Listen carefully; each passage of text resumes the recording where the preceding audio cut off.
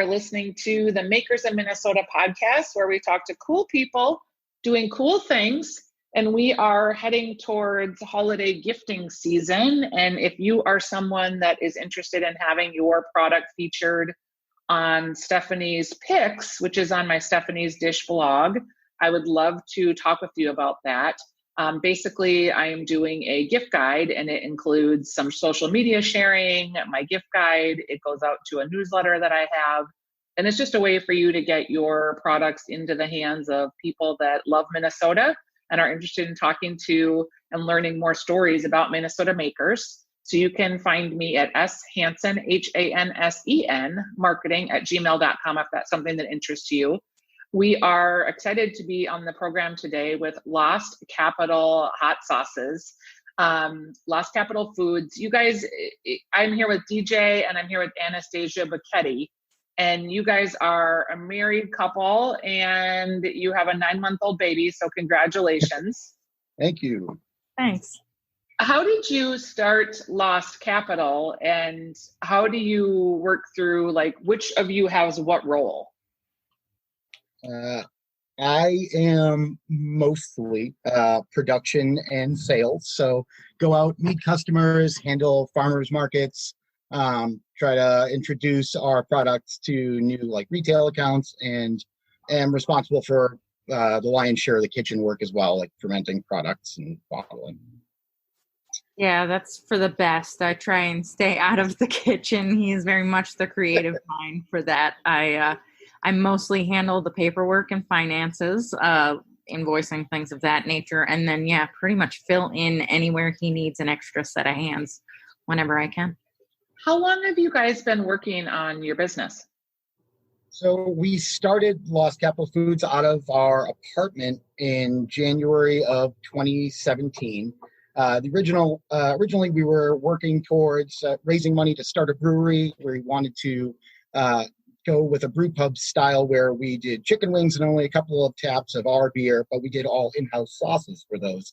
So we were testing intellectual property at the Hopkins Farmers Market to see just if people got the naming conventions and the logos. And one of our customers fell in love with one of the products, another bad investment. That was kind of our original hot sauce.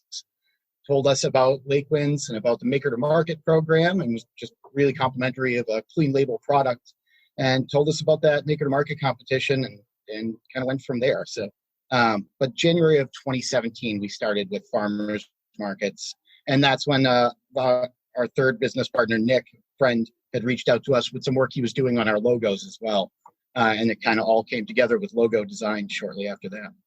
Yeah, because your bottles are really uniquely designed. They're sort of kitschy. They have really appealing graphics, and the names of each of the versions of your sauces too. Is that something that Nick works on from a design perspective? Yeah, from design perspective, yes. We kind of have table discussions about, we have fun with the naming conventions for sure. And then kind of come up with ideas for what I would like to see displayed. But some of the logo art, stuff like the pyramid scheme and the stacked piggy banks like that. And he is able to interpret the kind of ideas we come up with on a bar napkin type of design into something really graphic design worthy, something Adobe. When you think about starting a hot sauce company, what was your experience before this that led you here? I was a cook, line cook, and then sous chef for a long time before going back to school to work in a hospital, and avid home brewer. We had done a lot of home brewing competitions as well, and was working part-time at Midwest Brewing Supply in St. Louis Park just for the discount, or to keep going with it. And had been making some of versions of some of these recipes for the past decade. It was really when working through some stuff with a coworker there at the homebrew shop, kind of came into different ideas for how we could go about fermenting these recipes that really changed the product entirely. And that kind of opened the door to move forward with something we thought was a unique and worthy product. Anastasia, was it hard to get you on board in the running a company with your husband situation? That's an excellent question. No, I kind of have always embraced letting him try hobbies, and it started with home brewing, and I really started to embrace that, and I fell in love with the creative aspect of it to the point where I was brewing some of my own. With hot sauce, I was never a big hot sauce fan, and it was always kind of an aversion to things that were overly vinegary. That actually presented a challenge for DJ in that he started creating sauces that were less vinegar forward and more pepper forward. And it's to the point now where I put hot sauce on just about every dish. It's kind of finding which hot sauce it is that I want to add. And despite the fact that we have a fridge full of all kinds of hot sauce, not just our own, I do still find myself reaching for ours, just because it really does appeal to the things I like to eat.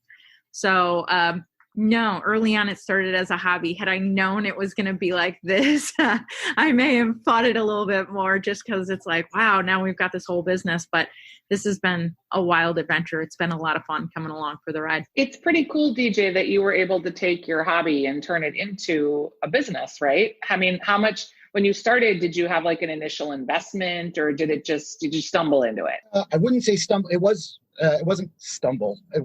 I was moving forward with it very intentionally with the farmers markets and stuff, but there was no startup capital. For sure, that's like one of the other plays on the name. It's all been sweat equity, you would say. We started with a very small amount of money and have put more than 40 hours a week into it for 3+ years now. But it was all very intentional moving forward, and it was seeing what we could build and knew that if it wasn't going to work, we would know early on, and it just kept kind of growing on its own slowly, but we keep kind of building momentum and making progress, and awesome things have just kept happening with the business as we've gone. How did the Lake Winds Maker to Market program help you? Oh, it was a huge help. So when we were told by that customer, who now is a friend, to enter that competition, we kind of laughed it off. Like, the name of the company's Lost Capital Foods, and deservingly so. We do all of these things that would hurt the bottom line of a product. These recipes were like designed with the mind of a home brewer. You can spend all of that time on a recipe and go through all these extra steps because you weren't worried about trying to make a buck on it. In the end, you were just trying to make the best possible product for your tastes. And going along the process from Maker to Market, to get these emails every couple of weeks showing we were moving to the next step of that competition was just this like invigorating thing. And that was the start, really building this momentum that, carried on into the business. We got some time in meetings to have consultations with a national marketing firm. We got Bolin Group. That was huge for us to help kind of reel in some things we were doing differently with each individual bottle, and placement of important information on label design and stuff like that. Trying to focus in and create a brand, something that was cohesive like that. Also, the first few months of, for 6 months, we had an opportunity to have a trial shelf run at all 3 Lake Wind stores and have their marketing team and help behind us to do that. And to know that you had a spot to start selling that product allows you to not worry so much about the monetary risk in getting going and scaling your recipes and moving into a commercial kitchen in the first place. And then the Good Acre is instrumental as well. And we stayed working out of the Good Acre shared kitchen. They were such a huge, helpful piece of what became our business, kind of nurturing us along. It really is a kind of incubator for craft makers like us. And the introductions they've made to some local farms is kind of what has, become a staple piece of our business, is trying to source ingredients locally that way. And they make all of those farm introductions for us. That's how we've met everyone. Yeah, Good Acre is a pretty amazing asset and resource in our community. Can you talk about, there's a lot of hot sauces on the market. Why are yours different or better, as it were? So I have high blood pressure, so we started replacing salty food with acidic or spicy foods at some points. And Anastasia had mentioned she's not into vinegars much. So it was really trying to do something lower sodium, lower vinegar when I started making these sauces at home. And that's kind of carried over into the business as well.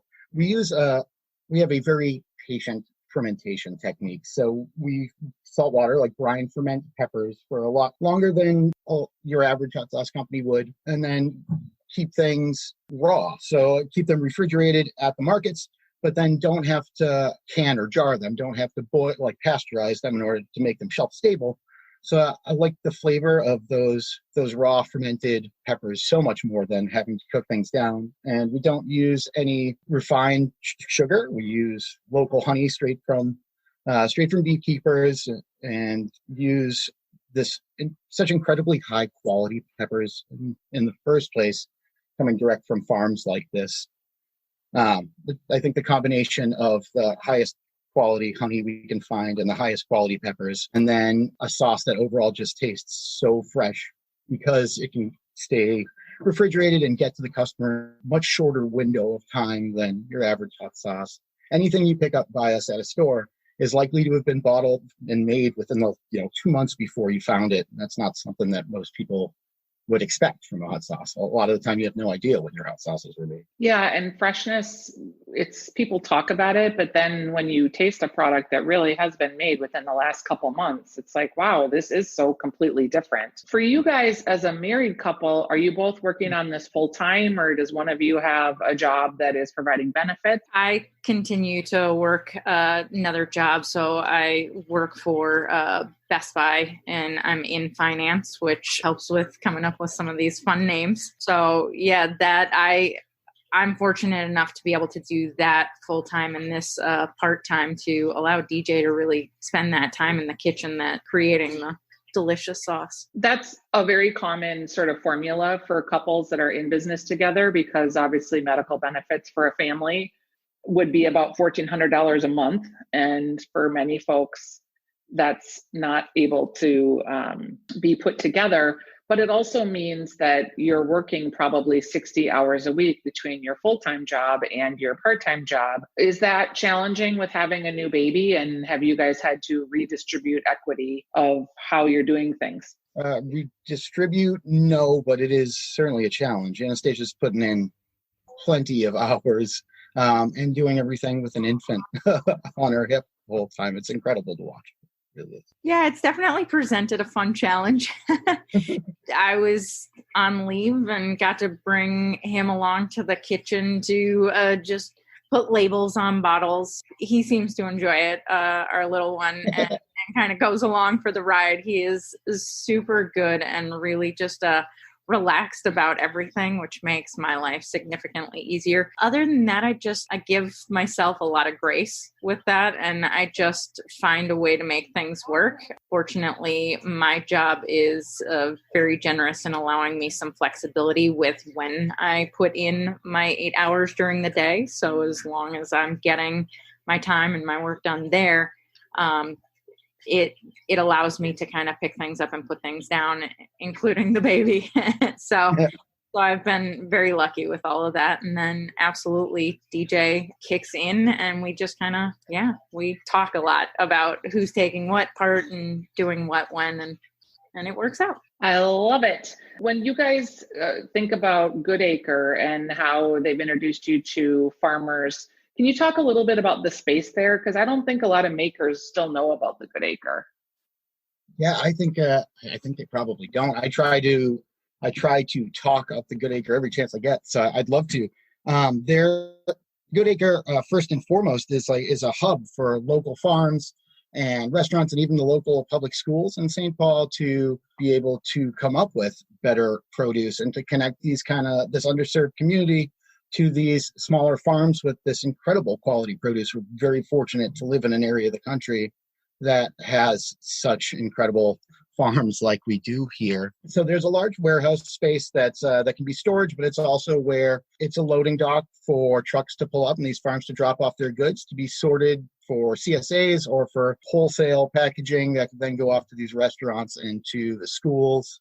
There's also a commercial kitchen that has some really nice equipment in it. One side of it that can be shared by two different businesses at a time. You can go, feel free to reach out to me and I can connect you to anybody from the Goodacre to kind of help businesses get started in that way. But two businesses can operate in the kitchen at a time. It's like side A and side B, so you have halves of the kitchen. One of them with a really nice oven that can steam and dehydrate, and large steam jacketed kettle, which has been instrumental for us, even though we don't cook our products, just to have equipment that large to be able to scale recipes goes a long way. Then at first, we kind of just started picking up whatever extra hours we can, and it's kind of grown into something where you can get stable, every week, reliable kitchen time there, well, if you have the need. So it kind of fits businesses on a bunch of different levels as far as like the business's size and actual like kitchen time needs. There's a lot that can be used there, and the staff is incredibly supportive along the way. You guys have,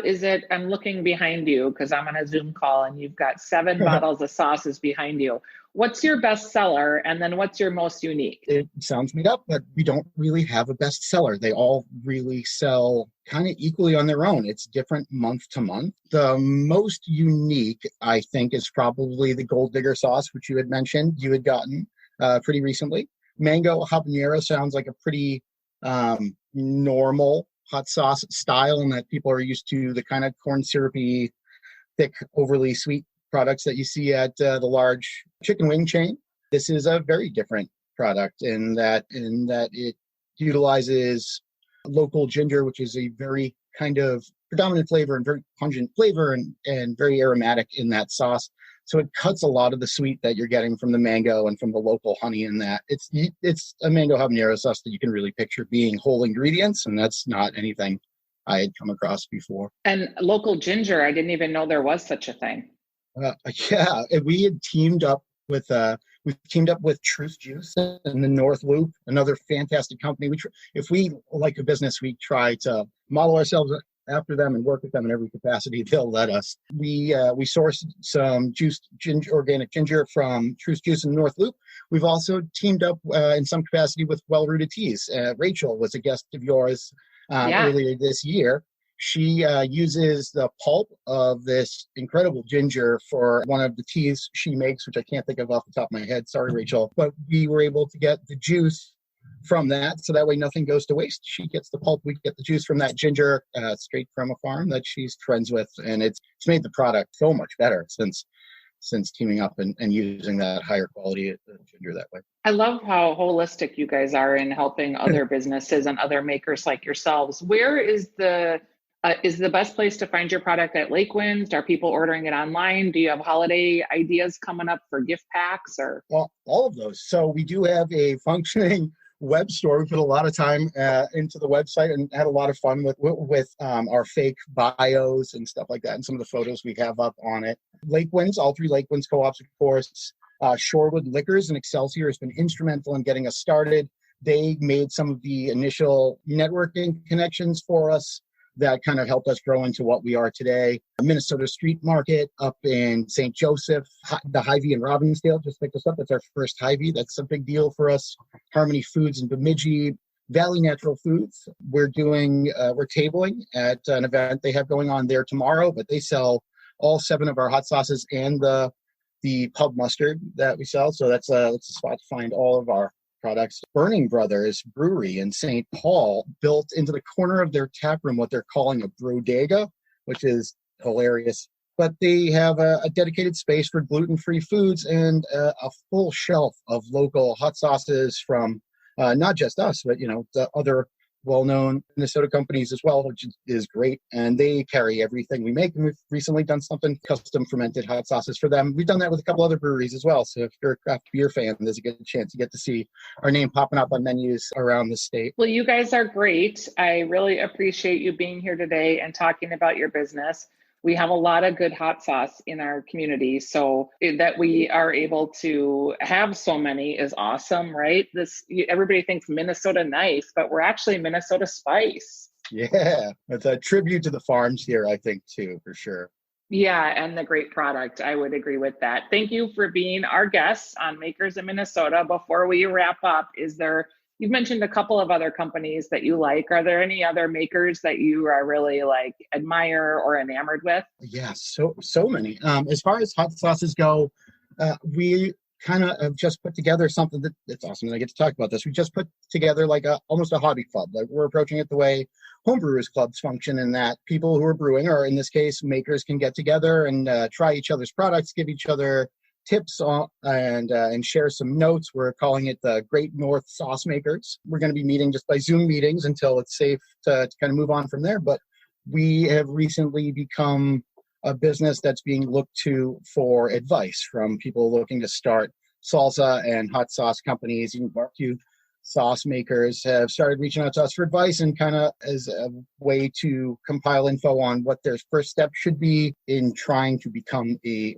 commercial business that way. Some of the other companies around town, I mean, what Crybaby Craig's has done with his marketing and that sauce is incredible. He's got such a reach. And he was working to raise money for that same farm, Sogan Valley, that we were working on raising money for. Double Take makes incredible salsa. I've bought that product a bunch of times. And I've heard them on your show as well. Yep. They're doing awesome things. And with them being on Hot Ones as well, that's really helping put Minnesota on the map for hot sauces this way. It's sort of cool that you're viewing it from that holistic perspective, because in some respects, people might think it's super competitive. But yet what you're doing is saying, like, this is like a craft product like beer or brewing, where there's lots of varieties, lots of styles. And if we collaborate and share knowledge, we might all be more successful. It's like, I don't know, I've tried to use this analogy twice and I never can remember it, but something about all the water rises all the boats. The way I look at it, it's very much we all do better when we all do better. And we have tried to approach hot sauce the way breweries approach beer. And it's fun to work with businesses that you respect. And the better the reputation for Minnesota's hot sauce and spicy food community, of course, that helps us as well. So, we're all in this together. So the name of that is, say that again, Minnesota Sauces? Oh, the Great North Sauce Makers. You can sign up to it on our website, lostcapitalfoods.com.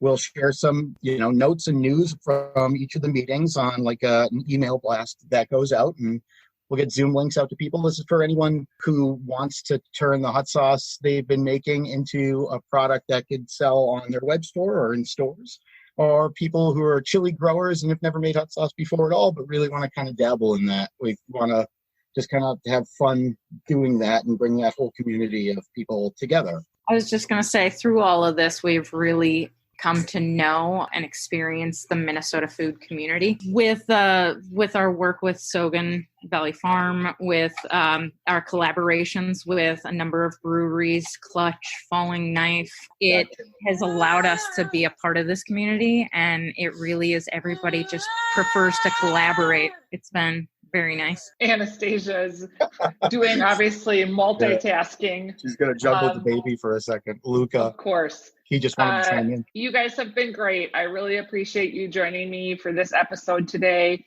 And I hope other people will reach out and get advice from you, because when you start a business, it's all about who you know and talking to people and finding unique opportunities and creating your little stamp on whatever it is that you're in terms of your marketplace. So that's really cool. Yeah. And I mean, especially this year, it seems like a crazy time to try to start a business with how uncertain everything is, but there's still people out there who want to get awesome products in front of our listeners. And this is kind of an incubator way to go about building that up. Continue supporting your local craft makers and local craft beer brewers.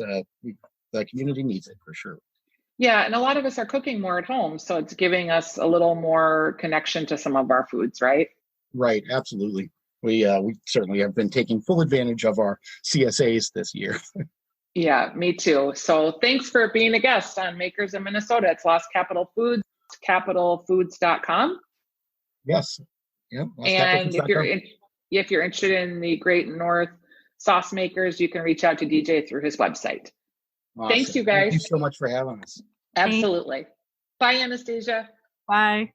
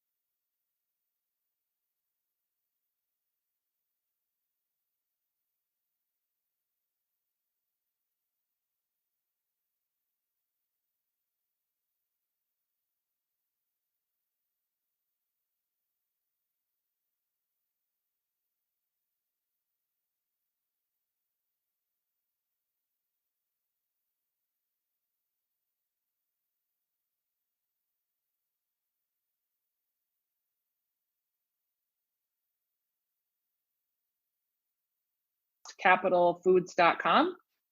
Yes.